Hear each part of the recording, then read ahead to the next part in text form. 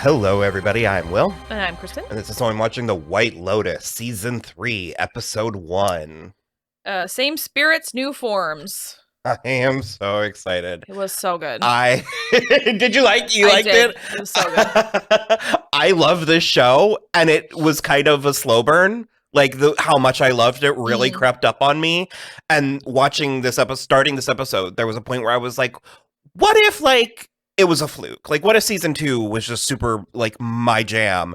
And maybe I'm going to be disappointed. And, I mean, we've got 7 more episodes. Who knows? Yeah. But based on the first episode, I don't think I'm going to be disappointed. Yeah. I guess I love Mike White. I feel like he's a master at, like, atmosphere and, like, tone and tension. And there wasn't a lot of tension in this episode. There was enough tension. But you get to that point by there not being. Like, tension's the type of thing that builds, and you have to start somewhere. This is a stacked cast in a show that has had several stacked casts. But this one is pretty good. I guess we're going to try and recap it and just sort of explain how we feel. But there's a handful of things going on. It is a White Lotus. That's like a it's like a chain. Yeah. Yeah. And it's in Thailand. And it is owned by this amazing woman. Yeah. What's her name? Oh gosh. We're going to have a minute with the names. Well, so a couple people don't have headshots, and I don't remember what they go. Stratala Hollinger. Okay. Because she's married to Scott Glenn, who we didn't see except for in a picture in this episode. But I was in love with her immediately. She's a singer and kind of a celebrity in Thailand. And like you said, she's married to that guy. Scott Glenn. I don't know who he is. You would. I'm certain that you've seen him in stuff, although now I lost his headshot. But it seems that Walton Goggins wanted to see him. Yes, he did. We don't fully know why. I am imagining that he is broke and somehow needs, like, he knows him. Okay. His name is Jim, I think, and he needs his money. Okay. Well, back to establishing. So she owns it. There are 2 or 3 workers that it seems are going to be characters that we're going to be checking in on, which is a White Lotus special. One of them is Jenny from Lalisa from Blackpink. Yeah. And I know people are very excited about that, and she's going to kill it. And yes, she is. She was super cute. I would have never, like, I wouldn't have known that was a stunt cast, I guess, but I'm all here for it. I loved first of all, I loved the way that Chelsea was interacting with her, but then the way that, like, what is Walton Goggins' name? Rick was just, like, staring at her, and she just kept, like, glancing over and being like, like, it was really good. There's a lot of cringe and secondhand embarrassment with the show, but it in a good way, or like, I enjoy it. It's fun. And so she works at the White Lotus, and she has a male friend who it seems is very interested in her, and she seems to only be mildly interested back. Yeah, I think she should stop. I feel like there could be potential. I think she should stop being interested in the guys with guns, but she doesn't have to be interested in the guy working the valet. Well, he kept saying they were, like, arrogant. Yeah, I was like, they just look like security guards. Like, I don't know their personality yet, but they just seem like security guards. The Lisa Simpson. You know, your shirt should say insecurity, because if you feel the need to broadcast what you are, I feel sorry for you. Oh, God. So, yeah, I didn't really get a full hold on the other 2 that we're checking in on. Yeah. One of them was, it's Thai, right? That's how you say It's a Thai man who was very cute and very chummy with Natasha Rothwell. Yeah. Well, so what it seems like is that she is still working at the Maui location, but she's in some sort of management position now. And so she's come here to this White Lotus. To study. Yeah, to study and, like, bring some stuff back. And she's going to apparently be there for 2 months. 3 months. Months, regardless. And then her son is going to come visit, which is actually how we open the episode, which is with him doing meditation and then hearing gunshots. And so that's when we see whatever body float by. So, like, at the end, that's what's going to happen. Mm-hmm.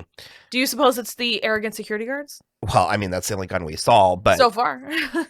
they tend to set these types of unfolding mysteries up in a way that we don't have all of the I would imagine multiple guns are gonna come and go. There's gonna. I mean, I don't know. Chekhov's multiple guns. We'll have to see. But so yes, Natasha Rothwell is there doing this.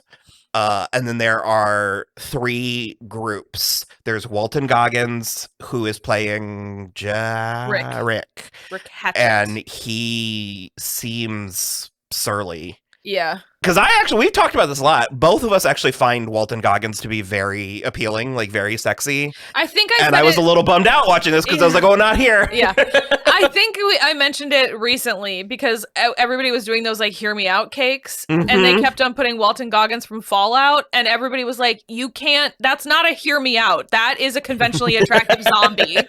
You cannot, like, that's not allowed to put that on the hear me out cake. He's all angles and teeth and I love him. And he's tan and a little grizzled. I was gonna say, even like the like receding hairline. I don't know. It all works for me. But again, not here. I don't know. I don't like him. I don't think he deserves Chelsea. He does not deserve Chelsea. She seems like a blast. You love her. I love her. Name is Amy Lou Wood, and she was on Sex Education. I never finished Sex Education, but I love her character on it specifically. And I think she's so charming, and I also love her teeth. I think she's just got such a good face. She seems like such a happy person. I noticed it quickly and I wanted to comment, but I felt like it was maybe too soon. I didn't want to No, I love it. I enjoyed it too. If you want to watch along with us, you can head on over to our Patreon at patreon.com/soimwatching the show and join the $3 tier, which is our watchers tier, where you can watch along with us with many of the shows we cover. Not all, but many of them. Also, as we just discovered, you can make a custom pledge as well, Sure. in which case you get all the benefits. So and we had fun with this one. This one was good. Yeah. We had things to say. And she's from Manchester, and it seems like they're like kind of newly together. Yeah, I don't think they're married, but like he's apparently just been like taking her all over everywhere. Which she seems excited about, and also like she's very determined to have a good time. Yeah, like, and I am determined to enjoy myself. Yeah, and she's like, she basically was like, I'm gonna fix you this week if it kills me. But also, it seems like they haven't been together long enough for her to be accustomed to this. Sure. So yeah, I'm curious. And like you said, you think that he might be broke and or something. owe money, Something's or going something on to that. And I think he needs Jim in order to like help fix that. I guess it should be noted that Chelsea met a woman, was it Chloe? Chloe, I think, yeah. Met a woman named Chloe who's a local, but they stop at the bar and restaurant. Yeah. And she was there with Greg from seasons 1 and 2. Yeah, Tanya's husband, Greg. And I don't know. I don't know how I feel about that, because when last we left Greg, I think he was kind of a scumbag. Yeah. We couldn't remember, in spite of my DVD right there, we couldn't remember how involved he was. Like, how official was it? Was he like involved in her demise? Dying? Yeah. So, I mean, he's got all the money now. I think he was. I think he like had it done. I did though love that, like, in addition to like watching him kind of like winning at life a little with this like young hot girlfriend, he also did get dragged straight to hell by her being like, you'll see a lot of white bald guys around here. They call them LBHs, losers back home. And I was like, girl, read it harder. Incredible. And so we have a girl strip. What is happening? Okay, well, it seems like what I'm reading from what's happened already is that these 3 we love. It's Carrie Coon, Michelle Monaghan, and Leslie Bibb. All 3 of them. Stars across the board. I would say Carrie Coon is my favorite of the 3. So what I'm reading from the situation is that, well, and we got part of this. Michelle Monaghan plays Jacqueline, and she is a famous actress. So like people recognize her.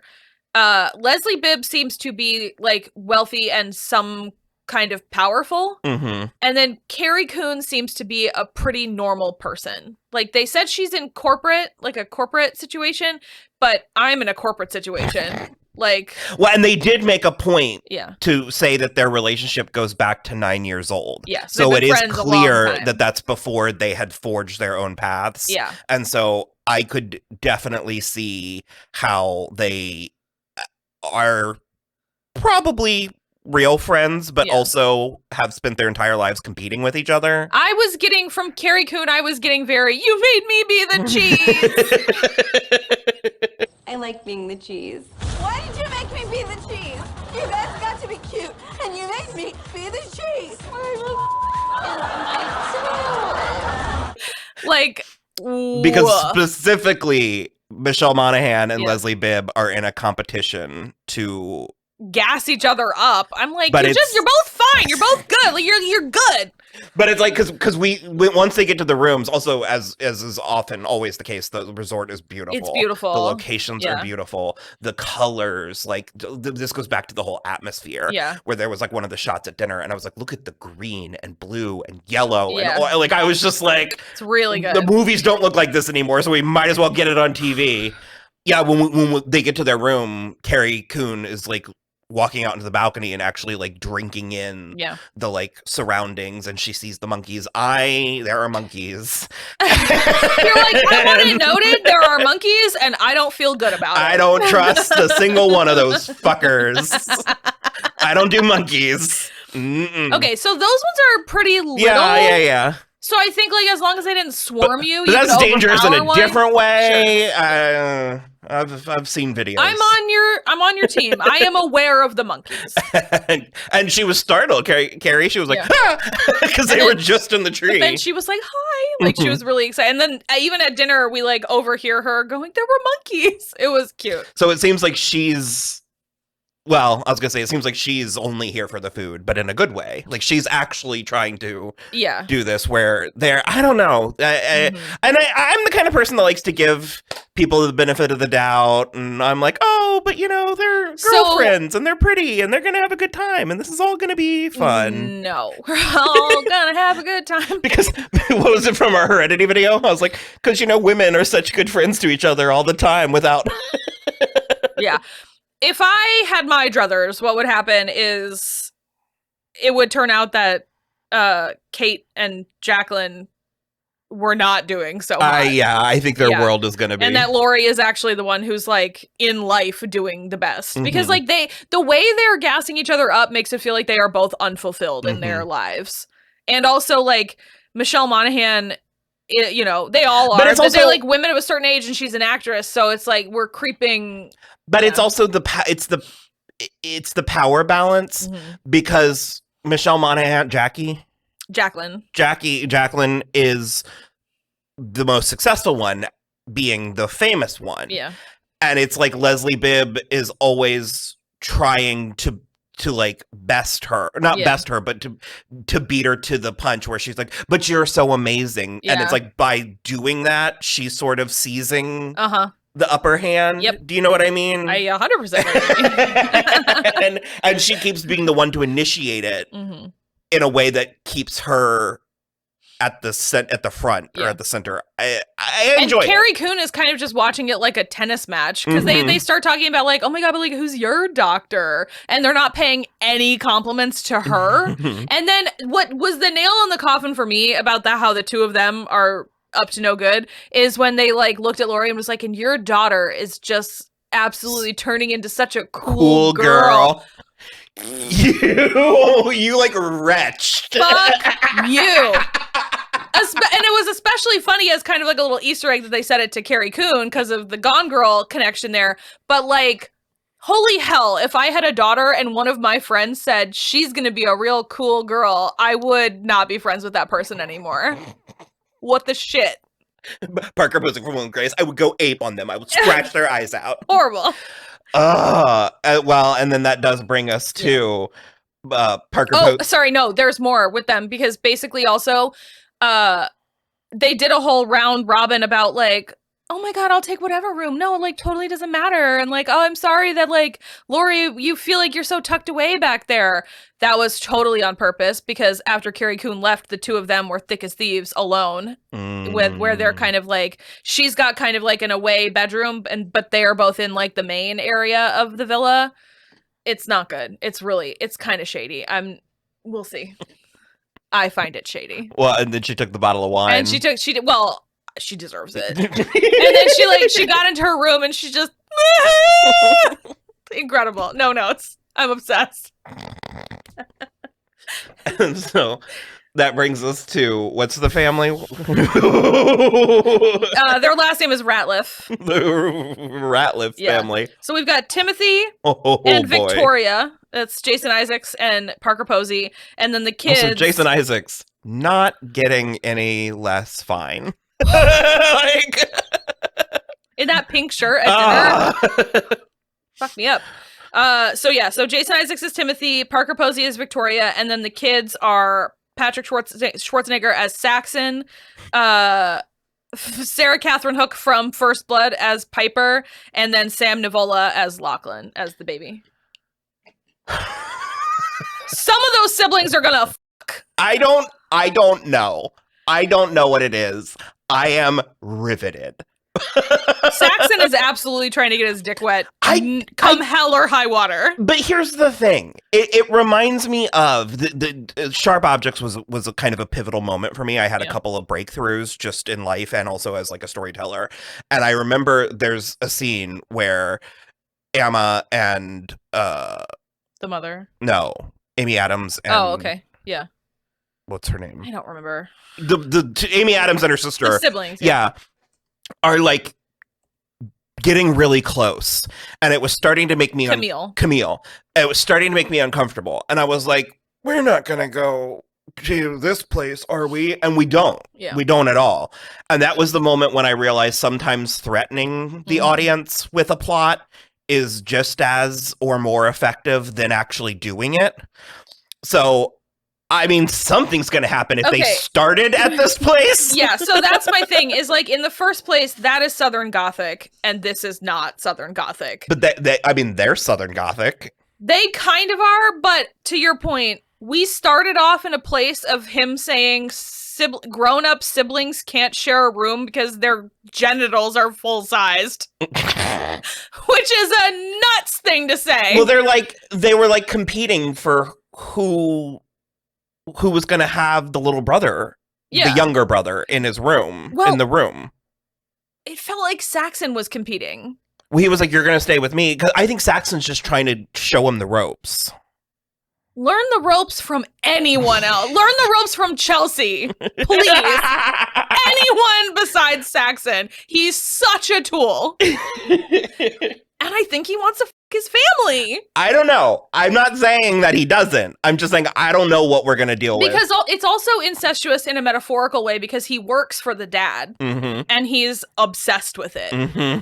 Which is creepy. There's also a lot of like sexual politics going on in the family because like Piper, so the mother went to Chapel Hill and the father went to Duke. And then Saxon went to Duke.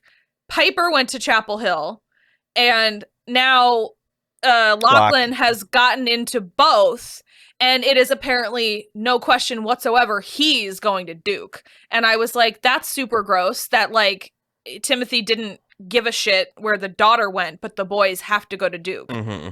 You know, where the lacrosse players are really good guys. Just saying. And you know these people named Saxon and Lachlan Ratliff are going to play fucking lacrosse. It's insane. And Piper's she's a religious studies major, and she's trying to interview a monk so that she can write her paper on him. And she hasn't secured the interview yet, in spite of hijacking the family vacation. No.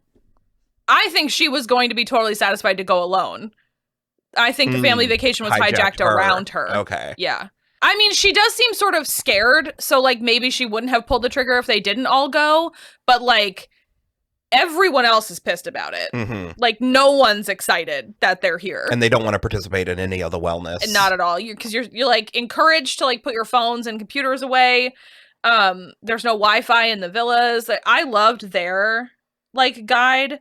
What was her name? Like Samantha or something? Pam? Yeah, she was really That's fun. another thing. You're gonna get a day player on this show, and I fucking love it. Yeah. Careers are made and forged on less. Absolutely. So because she brought in something that you were like, well, that's coming back into play later, because there was like a fruit on the ground that Saxon picked up and was like, oh, I'm supposed to just like eat fruit all week, and she was like, well, not that one, because the seeds are poisonous and they will definitely kill you. Mm-hmm. So that was fun. I feel like there's gonna be at least a dead monkey, if not more. Well, it's the type of thing that like maybe the monkeys can metabolize it in a way that like just like humans can't, because like that happens a lot. Or the monkeys like know not to eat the seeds or something.